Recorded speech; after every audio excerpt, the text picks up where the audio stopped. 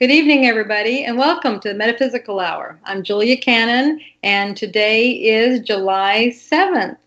I know it's kind of strange here. It's like I haven't been here for a while. There's been a lot of things going on. We had a whole series of classes, and then I had to recuperate. Oh, we had classes, we had a conference, and we had more classes, and then I had to recuperate. It's amazing. And our guest tonight was actually with us for most of that time. I think, let's see, she was there for a lot of the classes and the conference. And it was quite an ordeal, wasn't it, Jane? It was busy. It was very busy, yes. Oh, my goodness, so much went on. Anyway, I'll give you an official introduction here in just a second. But it's just been...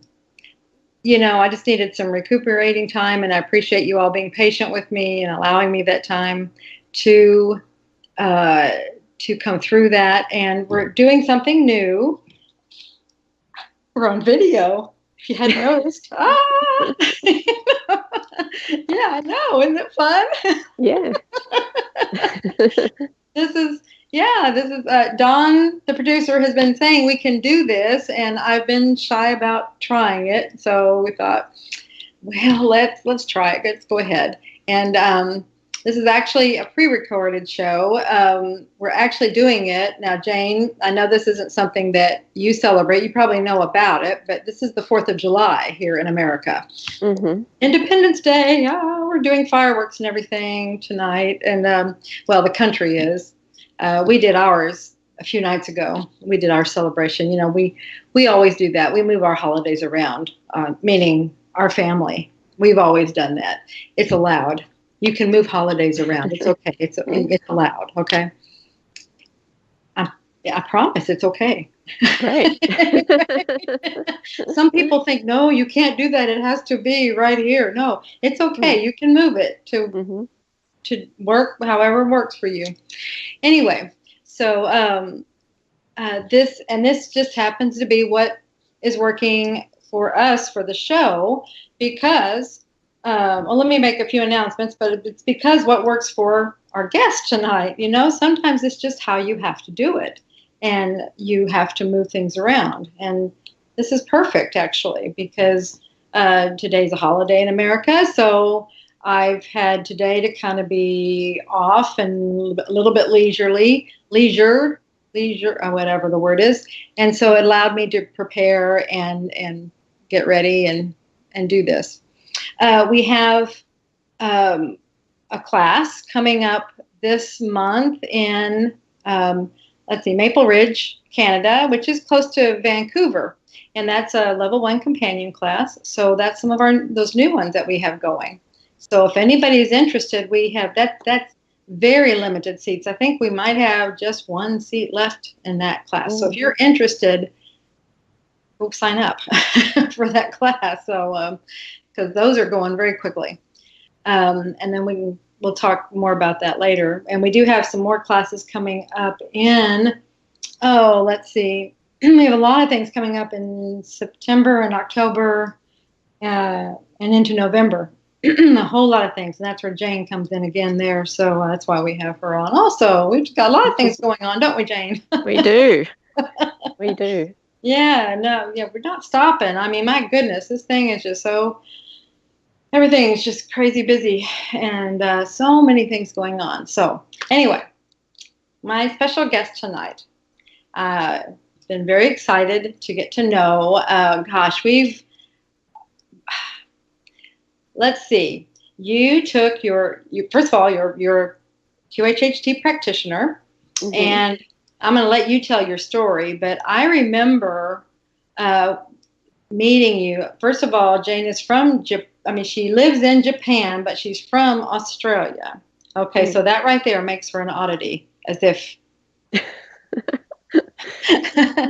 Yep, that's right. Okay. I mean, as if any of us needed anything to make us any more odd, right?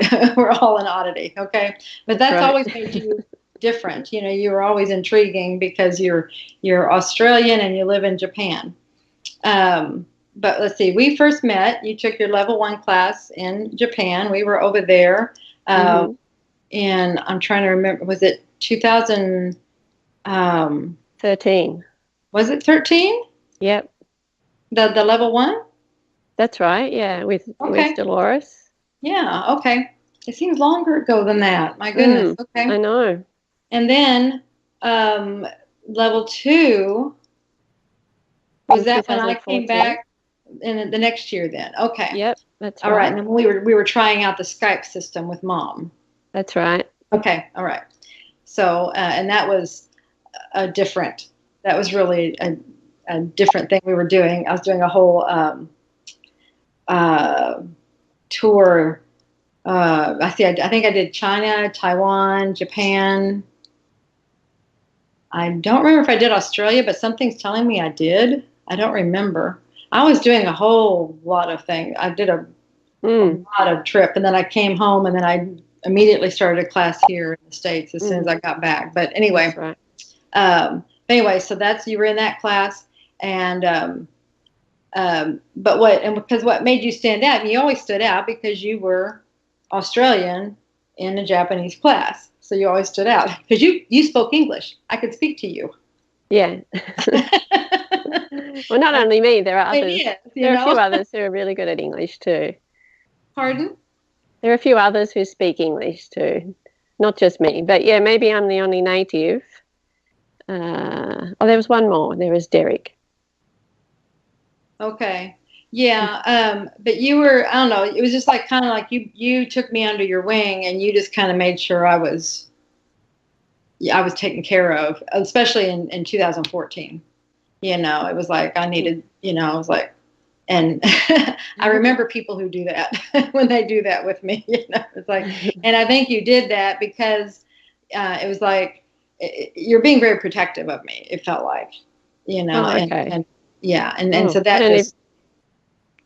that just, I don't know, it just, probably because I was there without Mom, and you were, here I am, I'm in a foreign country. I mean, and sometimes people will do that, and and when somebody that speaks my language, I tend to gravitate towards somebody who speaks English, fluently. Then okay, I will gravitate to you. I mean, I think anybody who travels will admit that they do that. If they travel and then they're in a country that does not speak their language, then that's what they do. Yeah. So, okay. I mean, you've done, because, okay, I'm going to tell you a story. See, I told you they won't go as we planned. See, I told you. Because, and I don't mean to tell your story, but you've told me a little bit of your story beforehand, and you did a lot of traveling in your earlier years. Mm-hmm. And so were you in a lot of countries that did, and I'll let you tell your own story here in a minute, but were you in a lot of countries that they did not speak English or different? I don't remember if you told me what countries you were in. Well, I've really only lived in Japan, but a short time in the UK. And, I did a world trip when I was younger. Yeah, that's what I'm... Yeah, and then since then for work I've been to Europe nearly every year. So a few places, yeah. Yeah. Mm-hmm. Okay. Well, anyway, I'll finish introducing you here. Anyway, then I'm trying to think when it was. What was it? 2015. The very end of it, I think. You took your level 3 class. That's right. Yeah. Yep. And in then Australia. Right, in Australia. And that's when I mean, I knew who you were because of those other classes. You just stood out. You stood out, and like I said, you were kind of taking care of me. Then in the level 2 class, you were the one. You kept making sure I had something to eat. Kept making sure I was where I needed to be, and things like that. And then level 3. After level 3, we worked a long time, a lot of time together, and that's when I feel like I really got to know you. and that's, and that's what I feel like this is all about. This work is all about. Mm. And that's what I like about. That's what I love about it is when I get to really know you, all the practitioners, and see where you're really coming from and see your hearts. And that's what I want. That's really what I want everyone to see. Now they can see it. Usually they just get to hear it. I want them to see you and your heart tonight. And so everyone, I want you to welcome Jane Ishii, level 3 practitioner from Japan. Hello. So honored and so happy that you were able to work it in your schedule. Yeah, thank you so much. Yeah, because I know that wasn't easy. I mean, this is what, it was a 14-hour time difference. Mm-hmm. That's right. Right, that we're and we were trying to do it, and it was at the very last minute that we finally got this coordinated. And you actually just got up about an hour ago. Yes, I just rolled out of bed. and that was when you actually really officially knew that we were going to do the show. Yeah. So thank you. See, look thank there. You. That's my girl. All right. All right. So, Jane, okay, now what I would love for you to do is if you could first just tell everyone kind of a little bit about your journey, about how you got to this whole wacky world of, QHHT. I mean, because what were you doing? What was your normal job? What were you doing before you ever found this world? Were you always into metaphysics? Were you always, what's your your everyday world? Okay. Well, yeah, I've always been into metaphysics. My mum, thanks to my lovely mum, she's been interested in metaphysical studies, and she's always had some book lying around since we were, teenagers. And so, Edgar Cayce and Mary's Message to the World and things like that. So I've read all those. And, of course, Dolores canon. And I think the first Dolores book I read was Nostradamus. Okay. And so that's a really, really long time ago now. And then I came to Japan. I did a world trip first of all, and on that world trip we stopped in Japan, and my husband is Japanese, and I met him then, and he was a friend of a friend, and so that's basically why I'm living in Japan. But yeah, so I've been here, it's 26 years now, which is it's so long. So I've been living in Japan. I've done various jobs, but for the last 12 or 14 years, I've been a yoga instructor, and in the last 8 years, I've been doing bioresonance therapy, which is using a German device it sends a frequency to the body, and it balances the body, and it heals the body. And it's a medical device in Germany, so only doctors and naturopaths and veterinarians and dentists can use it. And my background is in naturopathy, so I studied naturopathy before I came to Japan.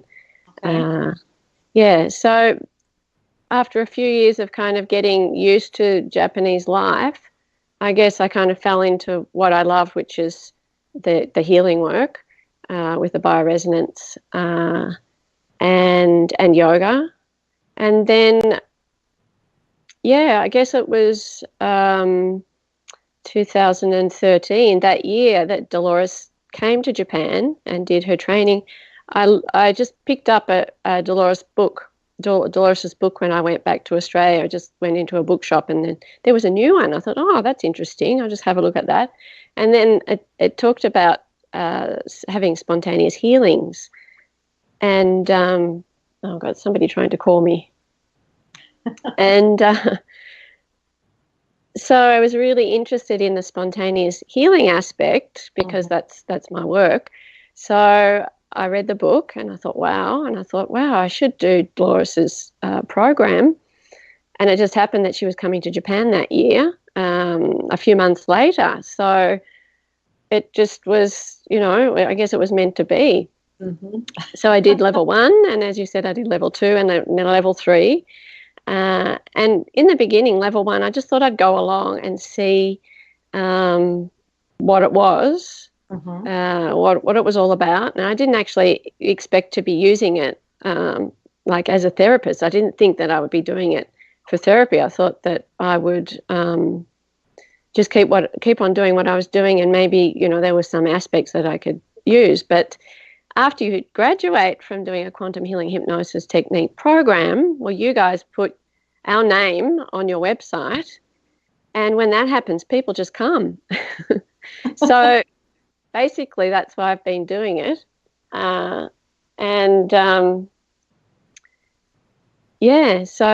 basically that's how I am, and I'm here still. I just did level 2 and then level 3, and that was kind of, I don't know, I think I was pushed. I think that no, that doesn't happen. No, and never to me. So, I was kind of just going along a bit vaguely about it in the beginning, but suddenly here I am doing sessions. So, and I love it. It's great. And so what kind,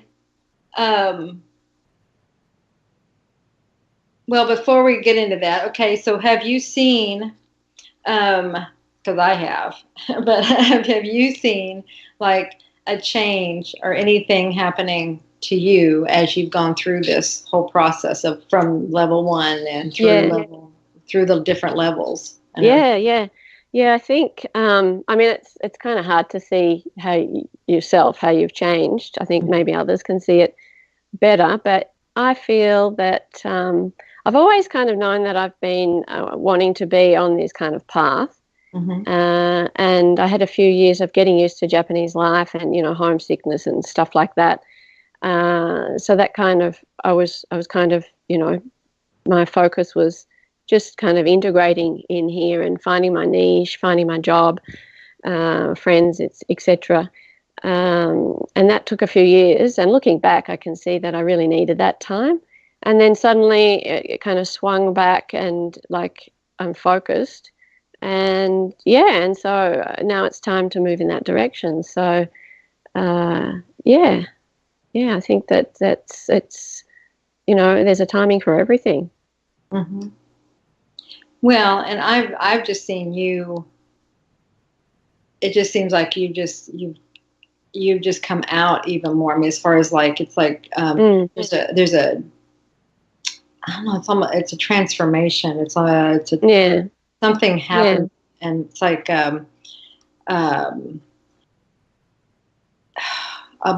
what's the word? A big change. Mm-hmm. A big change in your values change. Even though I knew that stuff before. I knew the metaphysical principles and stuff before. Like, I practice yoga and I teach yoga. So it's very, it's the same kind of stuff. But I guess, for me, I noticed little changes as I work as a bioresonance practitioner. After I did Dolores's level 1, I really noticed a change in my intuition. I was able to test a lot better and find the problem a lot better. So that was something that I really noticed. Everything was just easier. I didn't really have to, rack my brains as to why somebody's got this problem. And I do kinesiology testing anyway, so that the person's body tells me what it needs, which is like talking to the SC, the subconscious. So they're telling me what they need. But I guess just the intuition kind of picked up a little bit, and it's it seems to increase. Yeah, absolutely. And I've heard that from other level 3s, that especially after they take the level 3 class, is what I've heard. Right. Something happens in that class.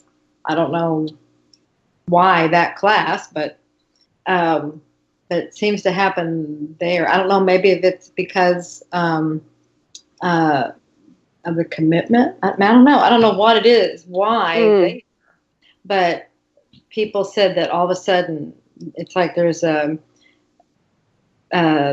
that's what seems to click in there. It's like all of a sudden they become much more intuitive, much more.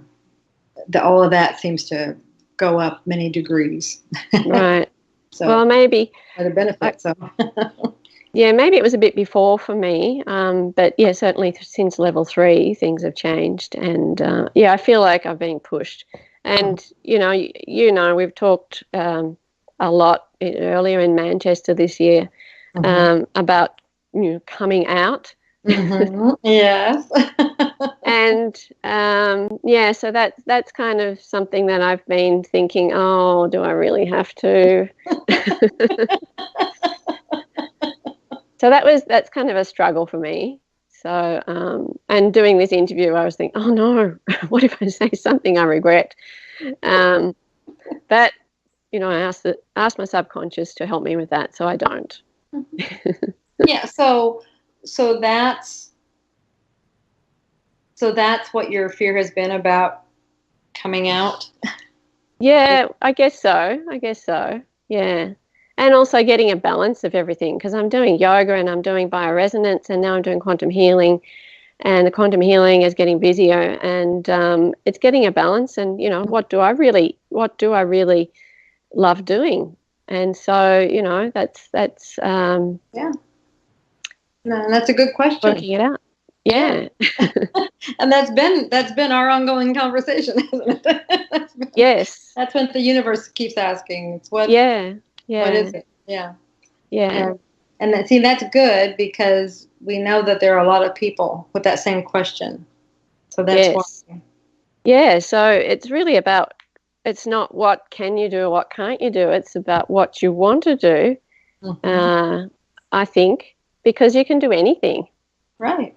And this message keeps coming. It's for the client, but it's also, I think, for me, it comes in sessions from the subconscious for that client specifically. But it's a repeating message, so there must be something in it for me as well.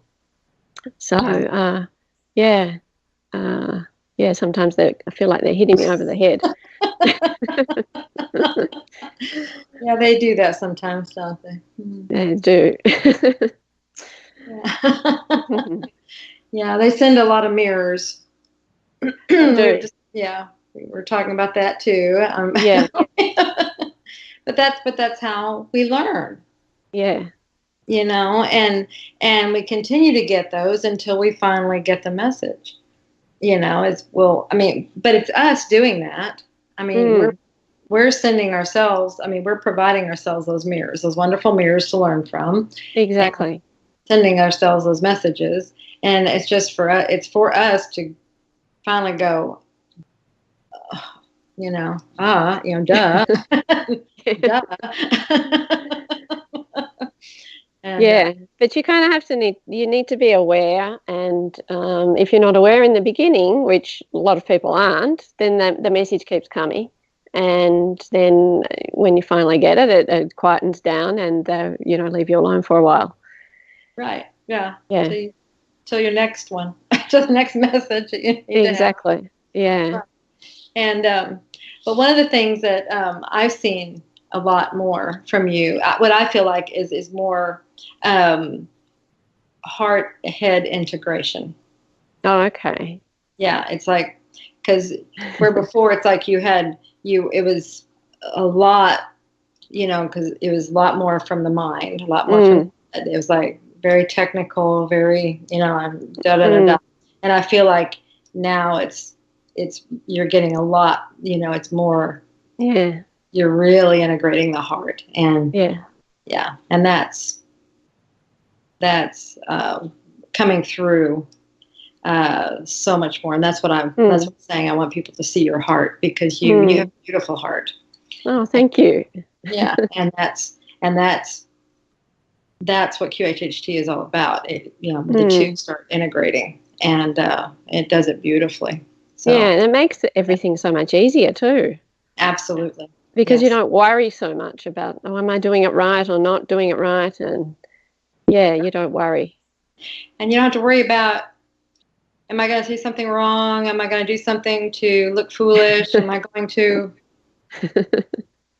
Yeah. Yeah, well, maybe I still got it a little bit. Well, like I said in my talk at the conference, because that's how I was at the first. I was always so concerned about, I got to look right and I've got to do it right and everything.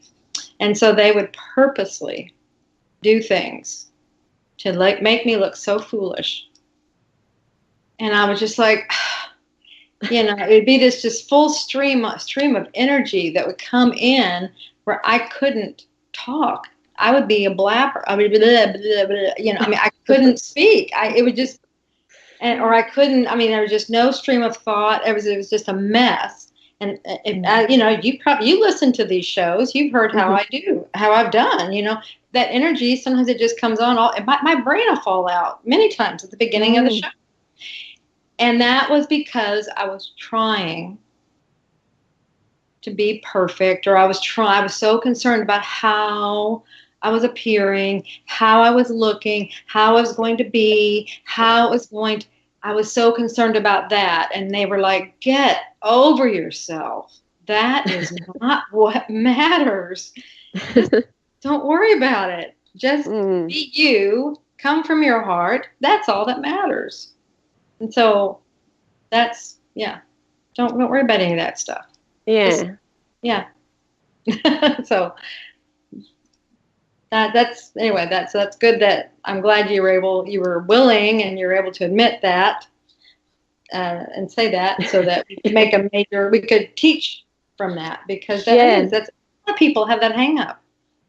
And and they've given me, I've had lots of things that have I guess learning out of different situations. Like suddenly I had a yoga photo shoot for the latest fashion range. We work for a big studio here in Tokyo, and suddenly they asked me to model for it. And oh my God, what do you want me for? And so I've had little things like that. Just get over it. Exactly. But then I have them say, oh, these photos are going to be around for ages, and they'll be sent to every studio right across the country for everybody to look at. And just before they started shooting. Yeah. Oh, yeah. Thank you. So, just give me a nice challenge. But I managed to do it. So it's a recurring theme. Yeah. It just exactly, and that's what I'm saying. They'll do things that'll just make you go, and it's just to start. Like this, they just told me just get over yourself. We have such hang-ups on ourselves. Just don't worry about it. So,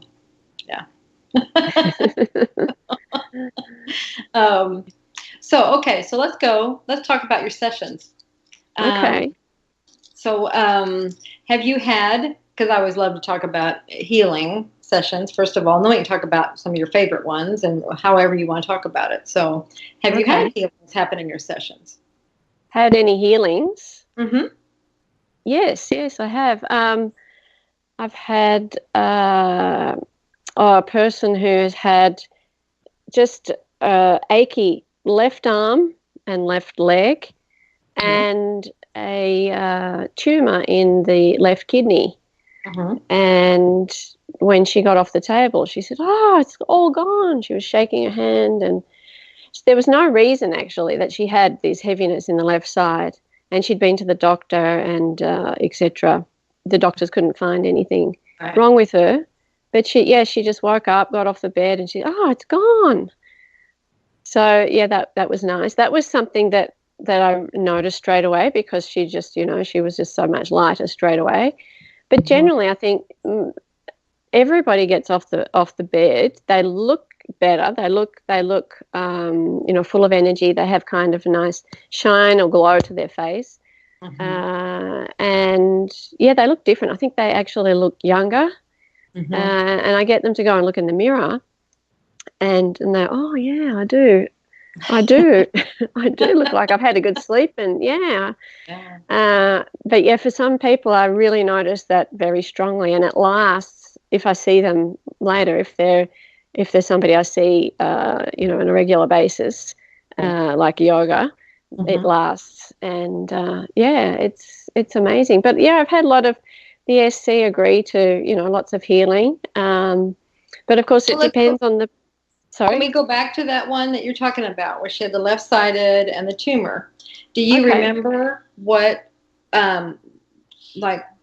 what it was from? I mean, you said, the doctors couldn't find anything, but do you remember what it was from in the session? Like in the session? Mm-hmm. Yeah, she. That's always my love, is to find where was it, what was causing it, what was Yeah. Well, her session was a funny one. She saw everything in cartoon. Oh, and about her family. About her family and stuff. And so she was watching in cartoon, and she didn't actually see it as a scene. She saw it. The SC, her subconscious showed her when I was talking directly to the subconscious, and the subconscious showed her a scene. I think that part was, they were from two different lives. This part of the arm and the leg was when she was in a life that she had a ball and chain on the left foot, the left ankle, and the left wrist. And so she lived, she said, for over a period of, it was like 10 years or something, with that ball and chain on her left ankle and wrist. So she was in jail, basically. I guess it was back in the Middle Ages, or I don't know, whenever they had balls and chains. Right. And then she was freed from that at some stage because she'd done her prison time, and so she was freed. And that was the heaviness on the left side.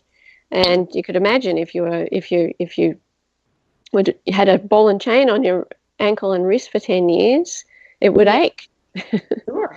So she'd brought that thought form with her now. And so then, we just asked for it to be healed, and it was. And then the kidney, I haven't heard after about the kidney. It was a benign tumor in the left kidney. She saw a scene with a king sitting on so she was just shown scenes. She wasn't shown the whole life.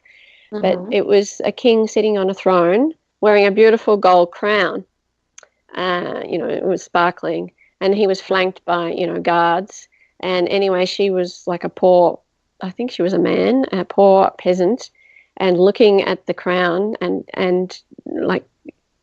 he didn't have enough money to really feed himself properly. And so he was just looking at the crown and just thinking, oh, if I only had something like that, if I could have that crown, that'd fix my problems.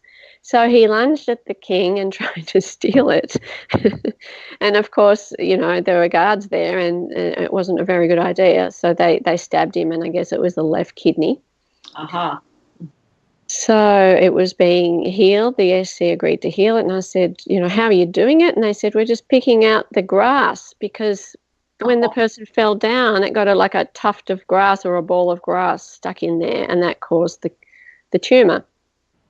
And so they were just picking out each blade of grass. And I said, was there anything else that you're doing for that? And they go, no, that's it.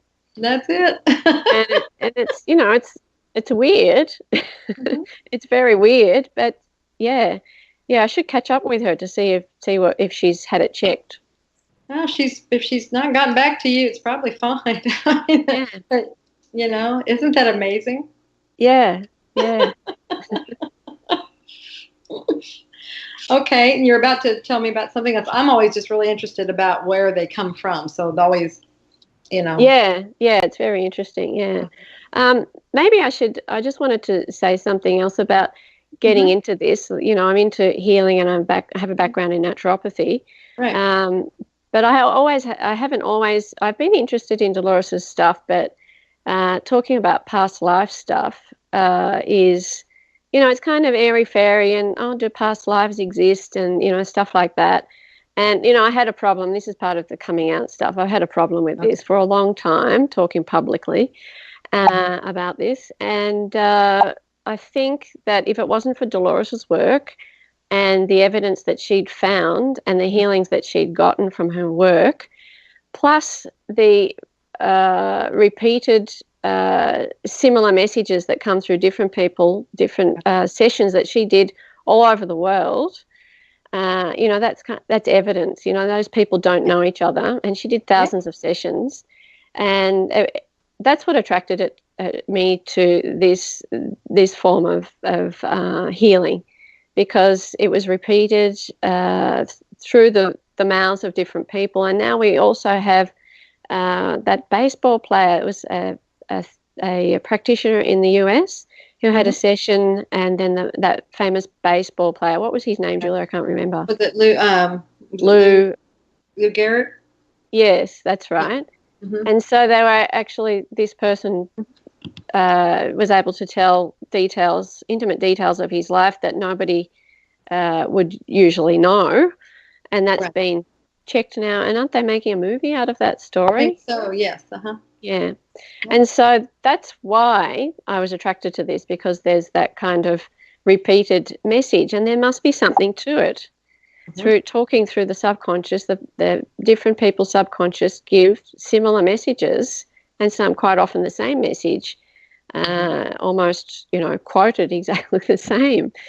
And so when you're listening to a person say that to you, and then another person say the same thing, and they don't know each other, it makes you sit up and listen.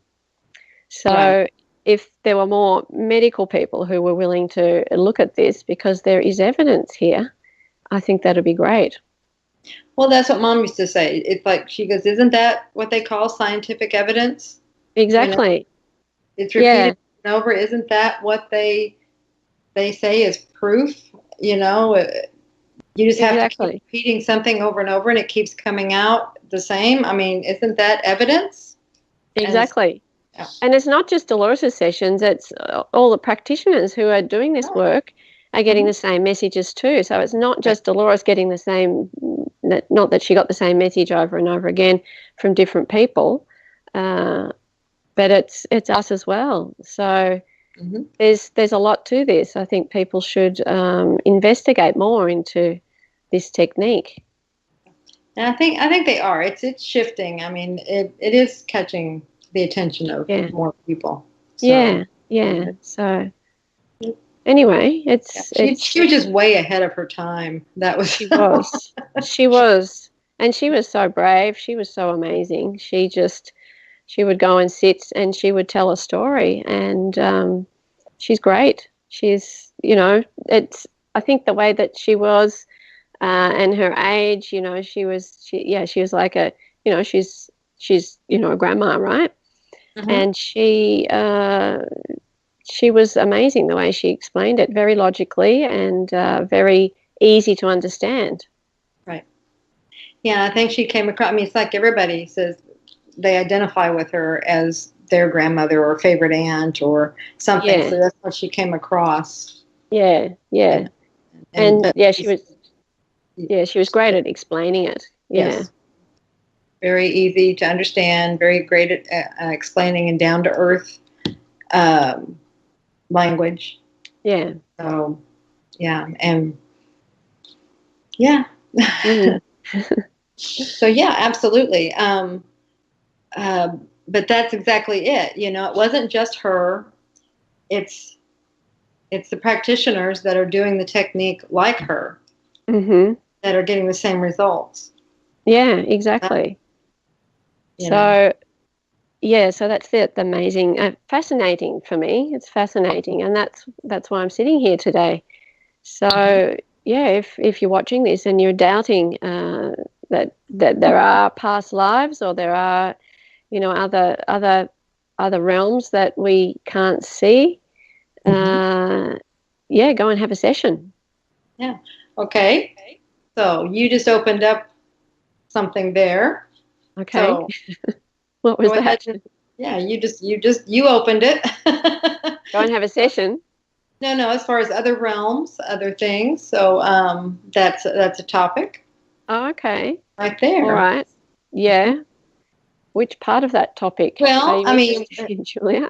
oh, I know, it's very big. Have you had anyone go to other realms? Oh, yes, Yeah, yes, yes, I have. imagine that.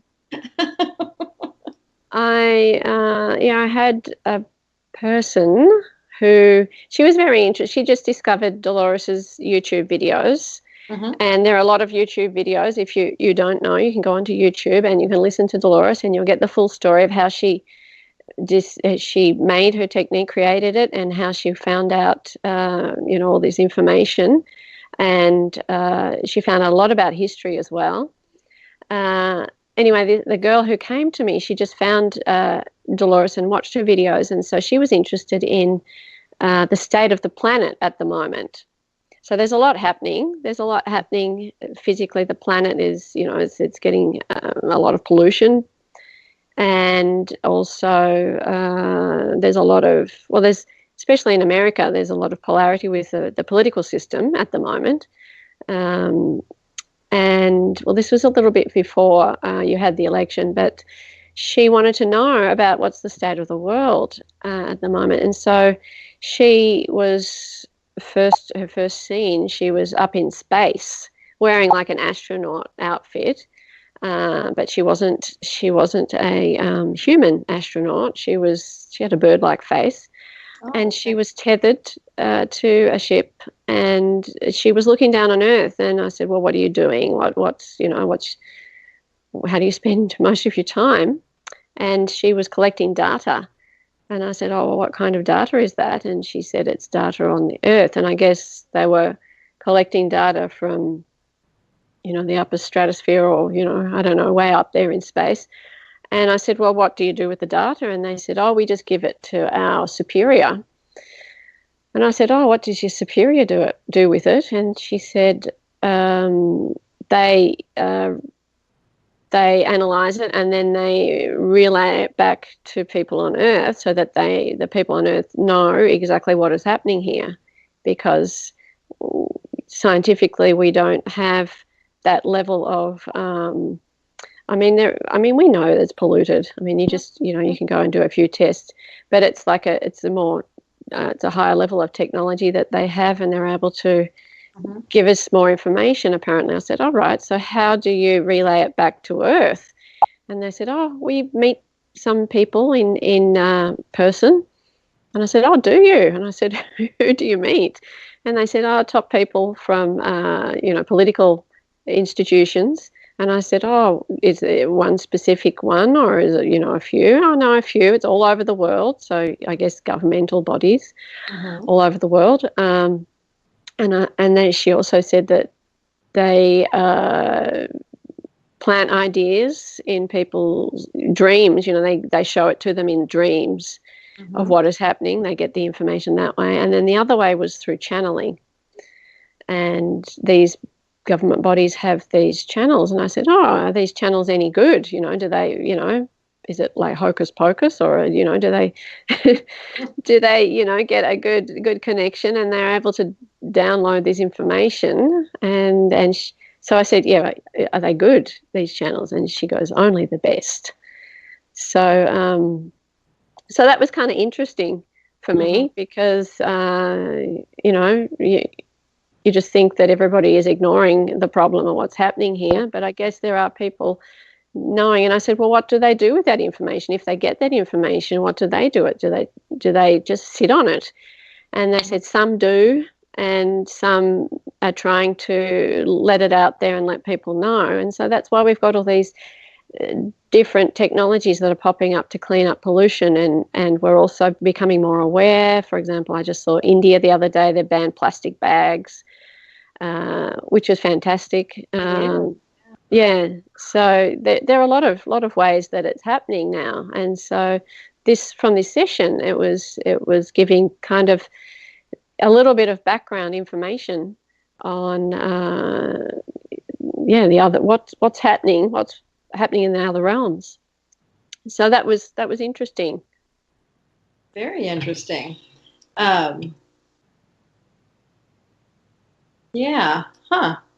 So, I know I had one session. It was done as a mock session, but it was really interesting because as we do in our classes, we'll do some experiment things and everything, and it was just as a mock session, and it ended up being where I was out in outer space, and all of a sudden I was kind of out like that and just looking back at the Earth. And now this is coming from something else. It was like, how they've been saying that this for some reason, I don't even know why this is coming in for me to say, but how Mom has always said, this is the greatest show in the universe, all the shifting and everything that's happening here and stuff. Because as you were saying, talking about that telling that story, I kept hearing this is part of the shift. It's all these things. This is as they're able to get the information to us. This is all part of shifting and everything. Yeah. But what it was like part of what I was doing in this session, because it started as a mock session, but these mock sessions very quickly become real. Okay. And next thing I knew, I was out in space, and I was like an energy being or something. I was just going around the planets observing, and here I was out and looking back, and I'm observing Earth. And I could see all these craft also observing Earth. And so all these things, and it was just like, and it was overwhelming to see how many, what all is out there watching, And it could be, like you're saying, they're out there doing that. Maybe that's what they're doing. They're collecting data.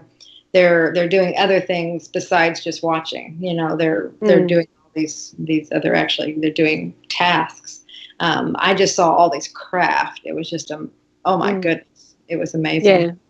Well, some people might say, well, if you saw all those crafts, why can't we see them from Earth? Right. And why can't we see them?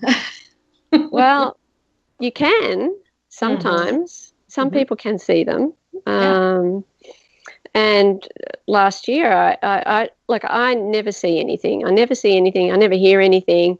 But last year, I saw something very strange out the window, and it looked like a stingray, but it was I thought it was a drone, actually, but it's the shape of a stingray. It was kind of dark blue, kind of greyish looking. It was a little bit wider than the width of a car, and it was flying just above the rooftops. And I was looking out the window. I was with my mother-in-law, and I was saying, "What is that? What is that?" And she was on the other side of the room, and she came running, and she said, "Is it a UFO?"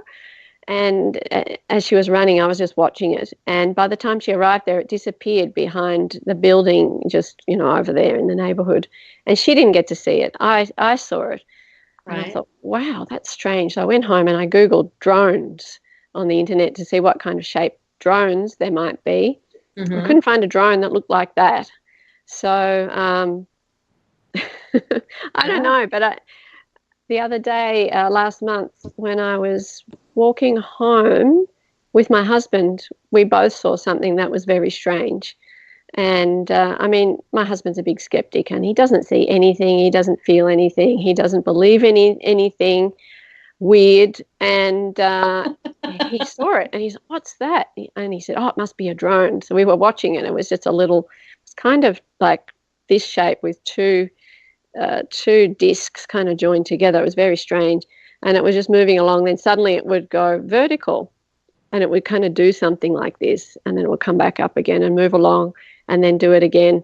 And it could have been a drone, but then it kept going and going and going and going and going in the distance, and we could still see it. And he said, "That's not a drone. It's gone out of range for a drone. Drones can't go that far." And he was freaking out. And I don't know how far drones can go. I have no idea.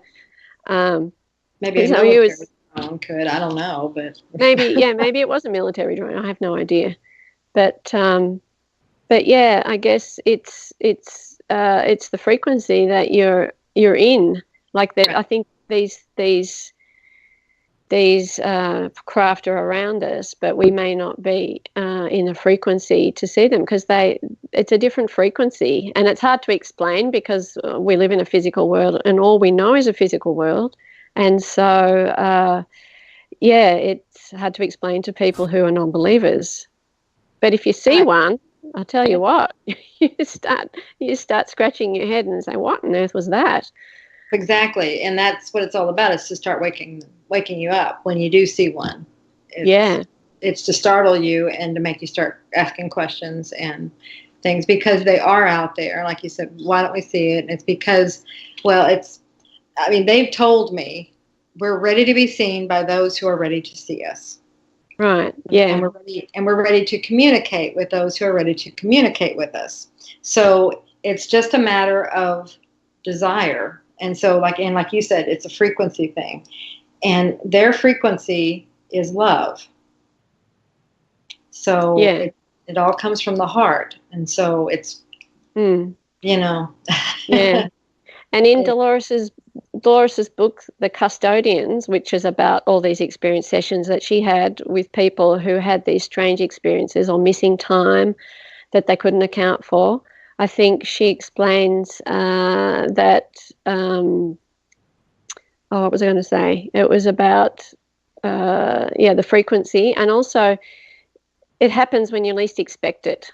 Yeah. And I was just looking out the window. My mother-in-law's house is quite high, and we can see Mount Fuji from her window, and it was just at dusk. So I was looking out the window, having a look at Mount Fuji, and then all of a sudden there was this moving object that caught my eye, and it was just literally flying right above the rooftops. And I thought, what on earth is that?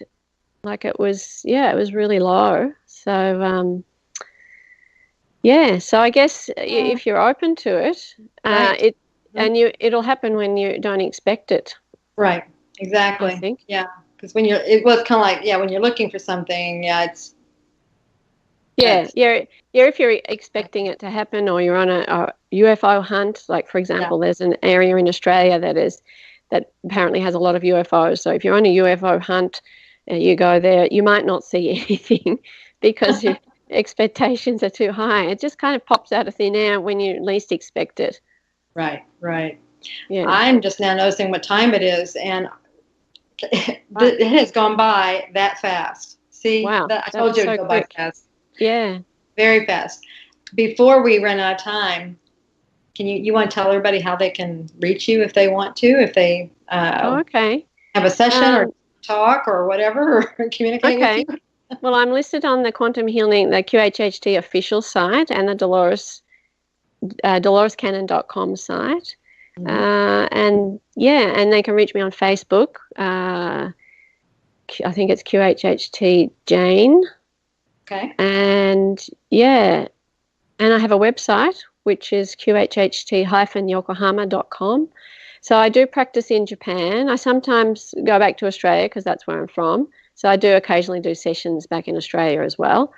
But if you're in Japan, in the Tokyo Yokohama area, and you want a session, I'm here. So drop me a line. Super. Well, I just can't believe how fast that went by. That was really quick. Yeah, we just barely scraped the surface. I know. How many? So we've only got a minute or two left, have we? Yeah, let's say a minute. So let's give a parting message. Parting message. Something important. Yeah. Mm-hmm. I think there are a lot of worried people out there. I think don't worry. Your subconscious is with you all the time, and if you ask for help, you have to ask though. If you don't ask for help, they're not going to help. So if you ask for help, you'll get help and you'll be supported. And whatever difficult situation you're in, it will work out, and you'll be amazed at how things change. And I'm constantly amazed at what happens. But you have to ask, then be grateful for what you get, their help, and it just rolls. The energy just flows. So you just ask for help, ask for things to go smoothly, ask for a job to be wonderful, ask to have a great job, ask to have a great relationship, whatever. I think, and this is the message that we have all the time in the QHHT sessions. Do what makes you happy. That's the biggest thing, I think, that echoes through the sessions. Do what makes you happy. Not should I do this job, so should I do that job? People ask that, but do what makes you happy. And yeah, I think it makes life a hell of a lot easier. Sure does. Absolutely. That's a wonderful, fantastic parting message. Fantastic. Great. Thank you so much, Jane. Thank you for having me, Julia. This has been wonderful. Oh, this has been wonderful. And thank you for doing this on your day off too, on the 4th of July. No problem. No problem. My pleasure and my honor. And I want to wish everybody a happy 4th of July. And anyway, I'll see you. I'm actually going to take I'm calling it a workcation next week. I'm going to take a week off, but I'm going to be working on something that you all want me to be working on. So it'll make sense later. So I won't be doing a show next week, but I will the following week. Yeah. And anyway, and then we'll all get together. We're doing a bunch of classes, like I said, in September and October and November. And so go to the website. Maybe see you there in Australia. Absolutely. Yes. I'll be in Australia for those. Yeah. Yeah. So we'll all get together. So if you want to see Jane, you want to see me, get on the website and see where the classes are. So anyway, we love you. And till next time. Love you. Love you all. Bye-bye. Bye.